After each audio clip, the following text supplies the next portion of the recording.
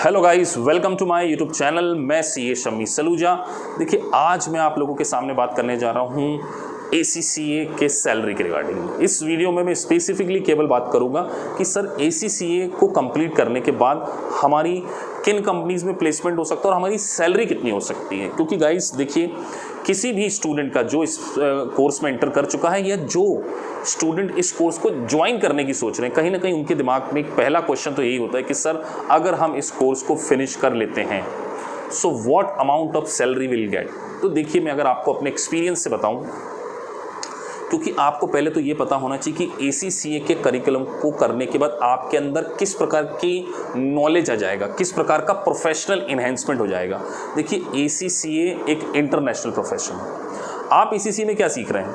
ACCA में आपको auditing सिखाई जा रही है, फाइनेंशियल रिपोर्टिंग सिखाई जा रही है, कॉस्ट मैनेजमेंट अकाउंटिंग सिखाई जा रही है, इंटरनेशनल लेवल के टैक्सेशन सिखाए जा रहे हैं, लॉ आप उसमें सीखने वाले हैं, एथिक्स आप उसमें सीखने वाले हैं। सो देखिए, जब आप इतने बड़े प्रोफेशन को कंप्लीट कर लेते हैं जिसकी इंटरनेशनल रिकग्निशन है, अगर मैं बेसिकली फाइनेंशियल रिपोर्टिंग के पॉइंट ऑफ व्यू से बात करूं तो आप देखेंगे कि आज जो वर्ल्ड है वो मार्केट है।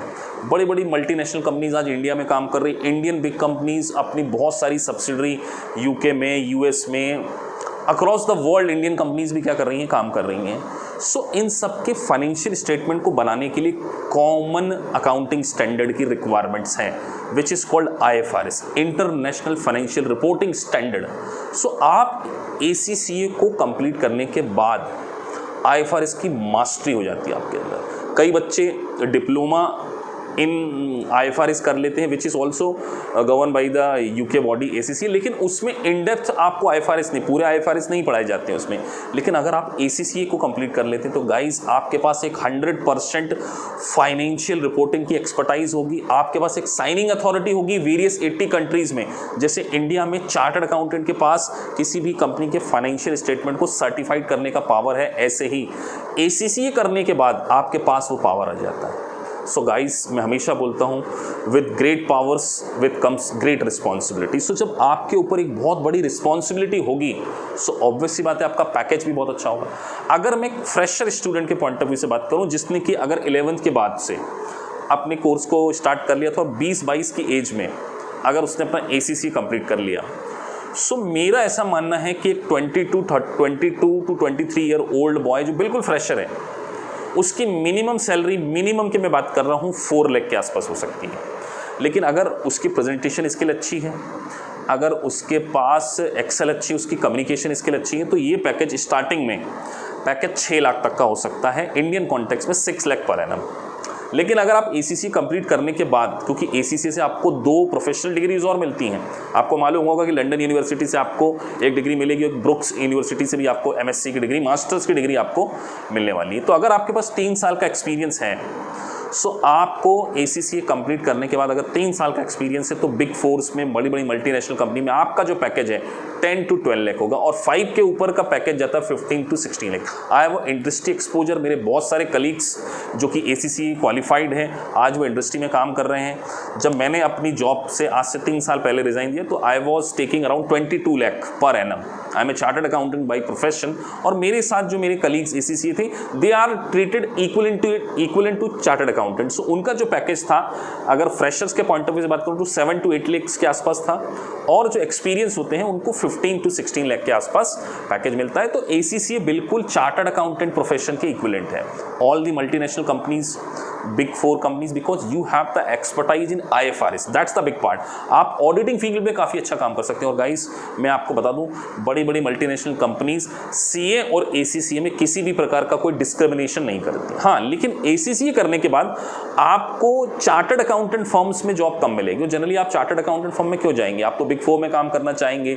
आप मल्टीनेशनल कंपनीज हैं, नेस्ले है, अमेजॉन है, जो बड़ी बड़ी कंपनीज हैं, बिग 4 कंपनीज हैं, उनमें आप काम करना चाहेंगे। सो फ्रेशर की जो सैलरी है वो अराउंड 4 to 5 लाख, अगर उसका थोड़ा सा स्किल अच्छी है तो 6 लाख, 3 साल के बाद 10 to 12 लाख, और 5 ईयर प्लस अगर आपके पास एक्सपीरियंस है, सो आपकी जो सैलरी है वो 20 तक जा सकती है, और उसके बाद sky is the limit.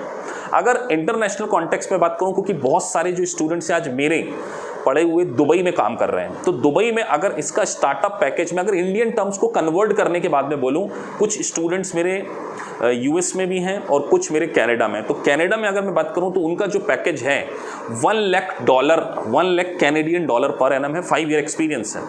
UK में है कुछ स्टूडेंट 70 to 80,000 पाउंड्स में उनकी सैलरी है, दिरहम में सैलरी है। तो ओवरऑल अगर हम देखिए इंटरनेशनल मार्केट में इसकी काफ़ी वैल्यू है। इंडियन कॉन्टेक्स्ट में 10 to 12 लाख 3 साल एक्सपीरियंस के बाद। So guys it's a great opportunities.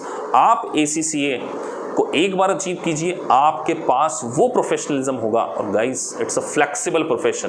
केवल विद इन 3 ईयर्स अगर आप चार्टर्ड अकाउंटेंट है तो केवल 4 पेपर क्लियर करके आप इसको क्लियर कर सकते हैं। सो गाइस बस लास्ट में यही कहना चाहूँगा, it's a most flexible concept of ACCA।